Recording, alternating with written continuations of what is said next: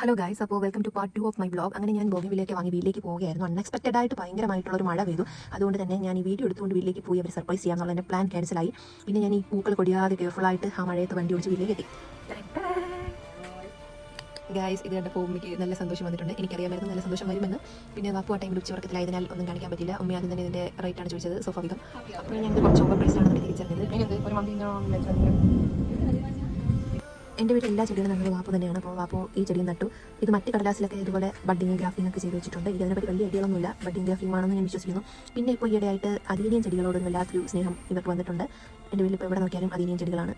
തുടർച്ചയായിട്ടുള്ള കുറച്ച് മഴയൊക്കെ കഴിഞ്ഞപ്പോഴത്തേക്കും ഈ പ്ലാന്റ്സിൻ്റെ എല്ലാം കുറച്ച് പൂക്കളൊക്കെ പോയിട്ടുണ്ട്. എന്നാലും വലിയ പ്രശ്നമൊന്നും ഇല്ലാണ്ട് നിൽക്കുന്നുണ്ട്.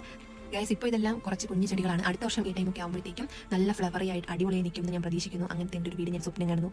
ഞാൻ രാവിലെ ചെയ്തൊരു ബൊക്കെ ഞാൻ ഇന്ന് അവിടെ കൊണ്ടുവച്ച് ആ പുതിയ പ്ലാന്റിന് എടുത്ത് വെച്ച് ഫോട്ടോ ഒക്കെ എടുത്ത് ഗൈസ്. അത് ഇഷ്ടപ്പെട്ടതുകൊണ്ട് ഞാൻ ഇതിൽ ആഡാക്കിയെന്ന് മാത്രം. അപ്പോൾ ബൈ ഗൈസ്.